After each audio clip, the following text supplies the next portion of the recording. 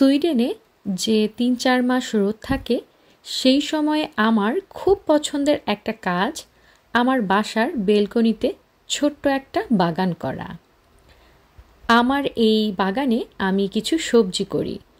রোজ এই সবজিগুলোর যত্ন নেওয়া, পানি দেওয়া এগুলো করতে আমার অনেক ভালো লাগে। যদিও খুব অল্প একটু জায়গাতে কয়েকটা সবজি করতে পারি, তাও বেশ সামান্য পরিমাণে। তবুও যখন নিজ হাতে লাগানো সবজিগুলো তুলি, রান্না করে খাই, সেই অনুভূতিটা যে কি সুন্দর তা ভাষায় প্রকাশ করা সম্ভব না।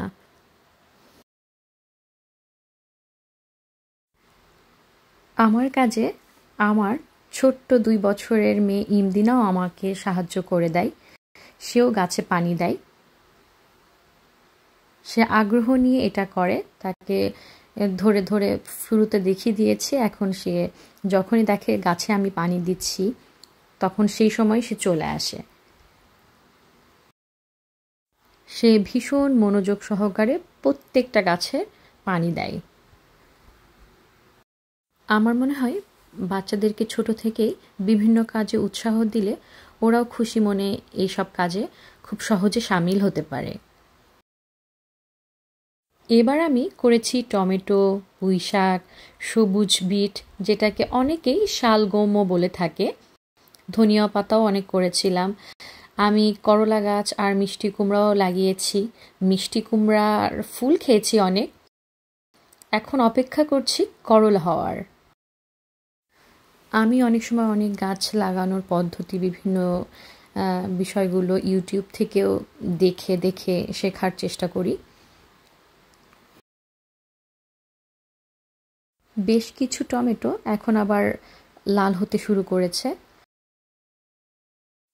এর আগে আমি ২ বার বিট, পুঁই শাক, অনেক অনেক অনেক ধনিয়া পাতা এগুলো খেয়েছি। টমেটোও খেয়েছি, এখনও বেশ আছে। আর এইগুলো মিষ্টি কুমড়ার পাতা, বেশ কয়েকদিনই খাওয়া হয়েছে। এখন এই যে পাতাগুলো দেখা যায় যে পোকা লেগে গেছে বা হলুদ হয়ে গেছে এরকম, তো ওইগুলো আমি এবার কেটে কেটে ফেলে দিই। শুরুতে গাছ পরিচর্যা আসলে একটু ভয় ভয় লাগতো, তারপরে আলসেমি লাগতো।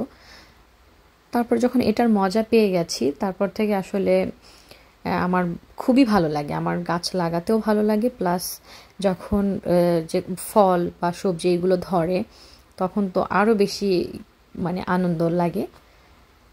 আর এদিকে করলা গাছের বিভিন্ন ডালপালাগুলো একটু পড়ে পড়ে গেছে, কারণ যে অনেক সময় অনেক জোরে বাতাস হয়, তো এই জন্য আবার নতুন করে এই সাথে বেঁধে দিচ্ছি। আসলে আস্তে আস্তে ঠান্ডা পড়া শুরু হচ্ছে। কিছুদিনের মধ্যে হয়তো বা বিভিন্ন গাছগুলা মারা যাবে, বাইরে আর থাকবেও না।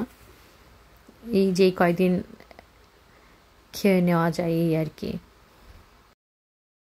আমি ইউটিউব থেকেও বেশ কিছু গাছ লাগানোর কৌশল শিখেছিলাম। আবার এবছর বড় এক ভাইয়া আছেন, তার কাছ থেকেও টুকটাক পরামর্শ নিয়েছিলাম যে কিভাবে কি করলে ভালো হয়। তো যাক, কয়েকবার খাওয়া হয়ে গেছে। এই যে পোকা লাগা যে পাতাগুলো সেগুলো আমি এখন কেটে ফেলে দিচ্ছি।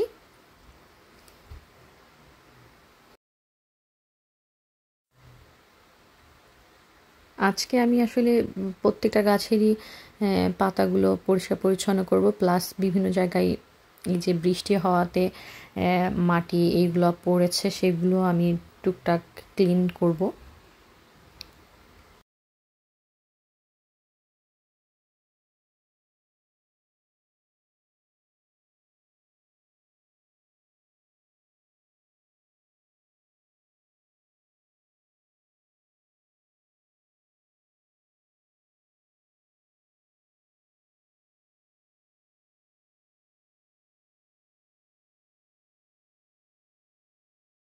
এরই মধ্যে আমার টুনি পাখি আবার এসে হাজির।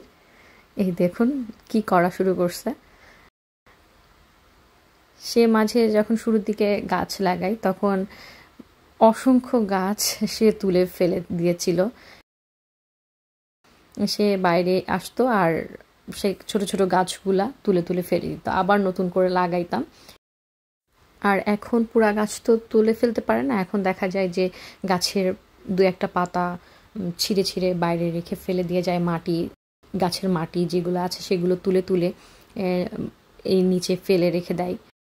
পরে এসে আমি দেখা যায় যে ক্লিন করে দিই। অধিকাংশ সময় এখন বারান্দার দরজাটা আমি বন্ধ রাখার চেষ্টা করি, নয়তো সে এসে বিভিন্ন জিনিসপত্র ফেলে দেওয়ার চেষ্টা করে।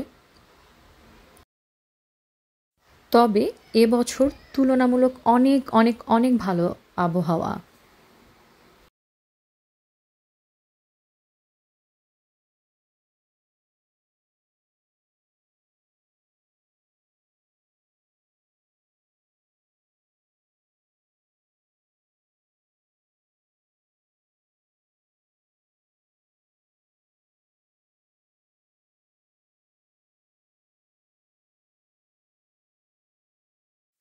প্রতিদিন বিকালে ইমদিনাকে নিয়ে এক কাপ চা হাতে আমার এই ছোট্ট বাগানে যখন বসি, মনটা আমার ভালো লাগায় ভরে যায়। এতক্ষণ আমার সাথে থাকার জন্য আপনাদেরকে ধন্যবাদ। ভালো থাকবেন।